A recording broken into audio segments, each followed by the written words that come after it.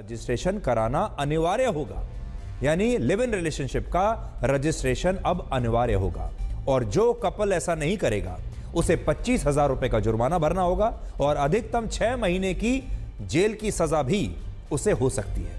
इस रजिस्ट्रेशन को कानून में सेल्फ डिक्लेरेशन के रूप में परिभाषित किया गया है और कहा गया है कि यह प्रावधान लिव इन रिलेशनशिप में रहने वाले उन लोगों पर भी लागू होंगे जो दूसरे राज्यों से उत्तराखंड में आकर रह रहे हैं। इसलिए हमारे जो युवा लोग हैं या कोई भी हो, अगर आप दूसरे किसी राज्य में एक लिव इन रिलेशनशिप में रहते हैं और अब आप उत्तराखंड में शिफ्ट कर रहे हैं तो कुछ दिनों के बाद आपको इसे डिक्लेयर करना होगा, अपने संबंध को, और अपना रजिस्ट्रेशन कराना होगा।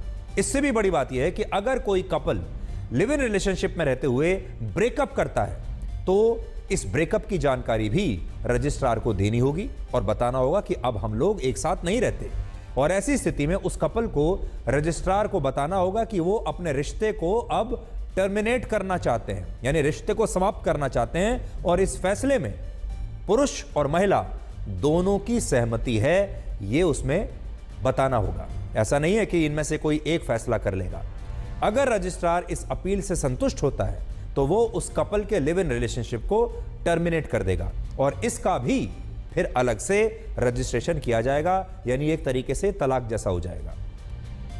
यानी रजिस्ट्रार के पास ये पूरी जानकारी होगी कि उत्तराखंड में यानी पूरे राज्य में कितने युवा लिव इन रिलेशनशिप में रह रहे हैं और इनमें से कितने युवाओं ने अपने लिव इन रिलेशनशिप को टर्मिनेट किया है। तो सोचिए किस थाने के अंतर्गत किस जिले में कितने कपल ऐसे हैं जो लिव इन रिलेशनशिप में रहते हैं, ये सारी जानकारी सरकार रखेगी और कितने ऐसे हैं जिन्होंने अब अपने और इसलिए उत्तराखंड में जो कानून आया वो कई मायनों में भारत की संस्कृति और भारत के लोगों को ध्यान में रखकर बनाया गया है और इससे लिव इन में रहने वाली लड़कियों को एक सेफ्टी नेट मिलेगा, एक सुरक्षा का भाव उनके मन में आएगा।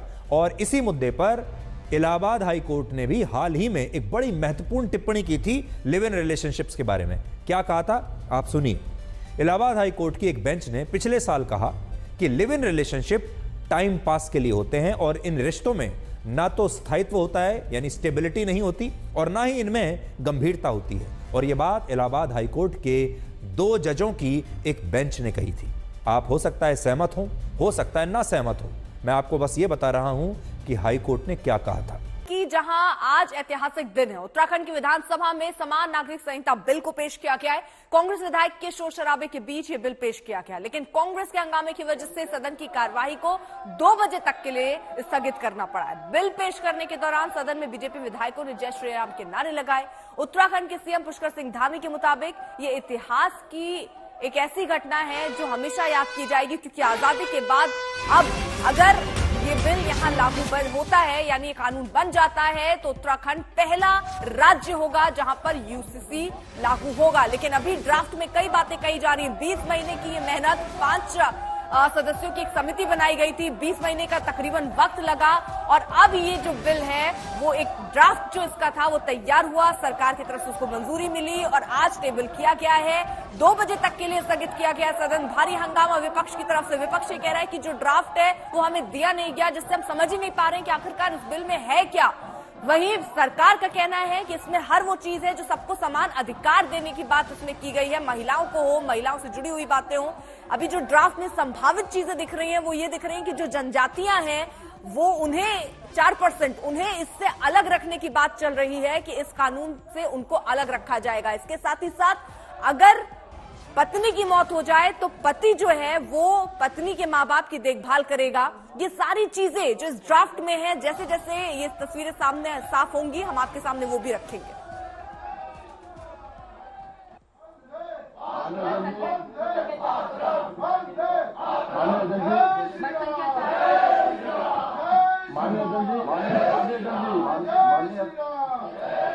माननीय अध्यक्ष जी, मैं आपकी अनुज्ञा से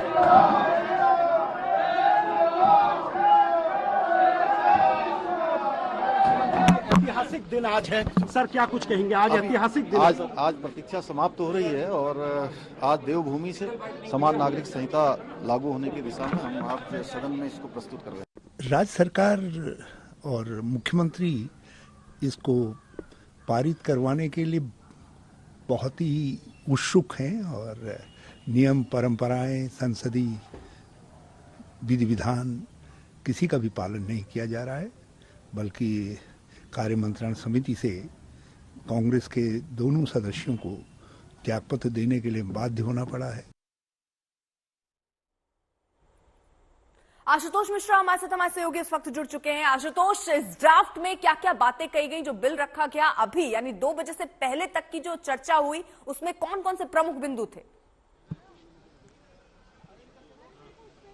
नहीं, अब तक चर्चा हुई नहीं है। दरअसल पहले बिल पेश किया गया है और उसके बाद आपने देखा कि नारेबाजी दोनों तरफ से हुई है। ये उसी उत्तराखंड समान नागरिक संहिता 2024 की कॉपी है जिसमें मेरे हाथ में है, और अगर ये मेरे हाथ में है तो आप ये मान के चलिए कि जितने भी पक्ष विपक्ष के नेता हैं, सदस्य हैं, उन सबको ये कॉपी दी जा चुकी है। अब वो जाहिर है 2 बजे हाउस एक बार फिर से रिज्यूम होगा, तब तक वो इसको अध्ययन करेंगे। 7 अध्याय, 182 पन्ने, और ये जो लंबी मशक्कत थी जस्टिस रंजना देसाई वाली 5 सदस्यों की टीम ने उस ड्राफ्ट को जो तैयार किया, उसके बाद अब ये एक कानून की शक्ल ले रहा है। अब इसके प्रावधानों पर अगर आप जैसे जाते हैं तो पहला जो अध्याय है वो बात करता है विवाह हेतु अपेक्षित आवश्यकताएं, विवाह के अनुष्ठान, यानी जो विवाह से जुड़े सिविल कोड हैं उसके बारे में बात करता है। इसके साथ ही अध्याय 2 कहता है संहिता के प्रारंभ होने के बाद अनुबंधित विवाह का अनिवार्य पंजीकरण, यानी शादी हुई है, अब विवाह का पंजीकरण बेहद जरूरी होगा। और उस पंजीकरण के साथ आपने कई अधिकारों की बात की है कि अगर पति नहीं है तो पत्नी के ऊपर जिम्मेदारियां क्या है, अगर पत्नी नहीं है तो उसके परिवार की जिम्मेदारियां होंगी। उन सब का पूरा ब्यौरा, शादी के रजिस्ट्रेशन से लेकर के तलाक की जो स्थिति है उसमें भी समुदाय कोई भी हो, धर्म कोई भी आप मानने वाले हों, जो कोड होगा वो एक जैसा होगा। और जिस तरह से विस्तृत भाषा में इसको लिखा गया है, इसमें दाम्पत्य अधिकारों का प्रतिस्थापन उसके बारे में भी है, न्यायिक पृथक्करण जो है उसके बारे में भी ब्यौरा है, शून्य विवाह, शून्य करणीय विवाह, विवाह विच्छेद, उनकी कार्यवालियों में वैकल्पिक अनुतोष जो है उनके बारे में जिक्र किया गया है, याचिका लंबित रहने पर भरण पोषण और कार्यवाहियों का जो व्यय होगा उस पर भी डिटेल ब्यौरा है, बच्चों की अभिरक्षा, संपदा का व्ययन, यानी हर वो चीज जो एक आम इंसान की रोजमर्रा की जिंदगी से, उसके परंपराओं से, रीतियों से जुड़ा है, उसको अमली जामा पहनाया गया और वो इस 182 पन्नों के कानून के तहत ही होगा। हाँ, अगर इसमें एक्सेप्शन हो सकता है अगर किसी भी क्लॉज में बदलाव होता है, जिसकी फिलहाल संभावना नहीं देखी जा रही है। जहां तक जनजातियों की बात है, देखिए बीजेपी के ज्यादातर सदस्य ये कह रहे हैं कि देखिए चूंकि संवैधानिक रूप से इन जनजातियों को जो संरक्षण प्राप्त है हम उसको नहीं बदल सकते, और इसीलिए जनजातियों को आप धर्म के हिसाब से नहीं दे सकते, क्योंकि मुस्लिम समाज में जो प्रथा चल रही है वो उनकी धार्मिक प्रथा है, उसको कोई कानूनी संरक्षण प्राप्त नहीं है। और इसीलिए जो धर्म के आधार पर ज्यादातर लोग हैं वो पूरे समाज में एक ही संहिता होगी। तो क्या जनजातियों के दिए गए संरक्षण को सरकार छेड़छाड़ कर सकती है? जाहिर है करना भी नहीं चाहेगी। आप चुनाव की दहलीज पर खड़े हैं और अगर ऐसा होता है, बदलाव होता है, तो सिर्फ एक राज्य नहीं बल्कि कई सारे ऐसे राज्य हैं जहां पर आदिवासी या जनजातियों की जो जनसंख्या वो काफी ज्यादा, और खासकर पूर्वोत्तर राज्यों में। तो अब ये कानून बनकर तैयार है, पेश हो चुका है, बहस होनी है, और अगर आज नहीं तो कल संभवतः मान के चलिए कि इसको अमली जामा पहना दिया जाएगा, विधानसभा से पास होगा, उसके बाद राज्यपाल की मंजूरी के लिए भेजा जाएगा। कई सारे क्लॉज ऐसे हैं सिविल कोड में जिसमें सजा का भी प्रावधान रखा गया है। ठीक है आशुतोष, आगे भी आपसे जानकारी इस पर लेंगे। बहुत बहुत शुक्रिया आपका तमाम जानकारी। माननीय अध्यक्ष जी, मैं आपकी अनुज्ञा से समान नागरिक संहिता उत्तराखंड विधेयक 2024 को प्रस्तावित करने हेतु सदन की अनुज्ञा चाहता हूँ। उत्तराखंड के मुख्यमंत्री पुष्कर सिंह धामी आज यूनिफॉर्म सिविल कोड को विधानसभा सदन में पेश कर दिया है। बिल पर चर्चा की मांग को लेकर विधानसभा में हंगामा कर रहा है। उत्तराखंड विधानसभा में यूसीसी विधेयक पास होने के बाद कानून बन जाएगा। इसके साथ ही उत्तराखंड देश में यूसीसी लागू करने वाला आजादी के बाद पहला राज्य बना जाएगा। सूत्रों का कहना है कि मसौदे में 400 से अधिक धाराएं शामिल हैं, जिसका लक्ष्य पारंपरिक रीति रिवाजों से उत्पन्न होने वाली विसंगतियों को खत्म करना है। बदल जाएंगे कई नियम।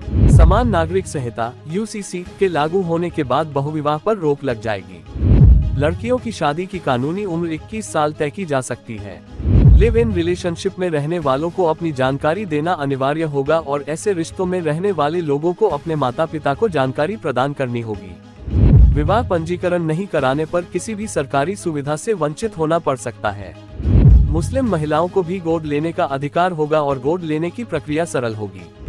पति और पत्नी दोनों को तलाक की प्रक्रियाओं तक समान पहुंच प्राप्त होगी। नौकरी पेशा बेटे की मृत्यु की स्थिति में बुजुर्ग माता पिता के भरण पोषण की जिम्मेदारी पत्नी पर होगी और उसे मुआवजा मिलेगा। पति की मृत्यु की स्थिति में यदि पत्नी पुनर्विवाह करती है तो उसे मिला हुआ मुआवजा माता पिता के साथ साझा किया जाएगा। अनाथ बच्चों के लिए संरक्षितता की प्रक्रिया को सरल बनाया जाएगा। पति पत्नी के बीच विवाद के मामलों में बच्चों की कस्टडी उनके दादा दादी को दी जा सकती है।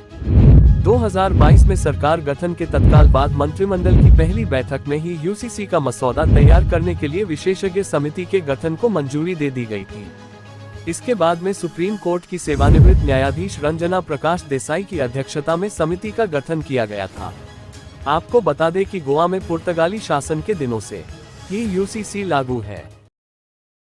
अर्पिता, आज देश की सियासत में एक नए अध्याय की एंट्री हो रही है। उत्तराखंड विधान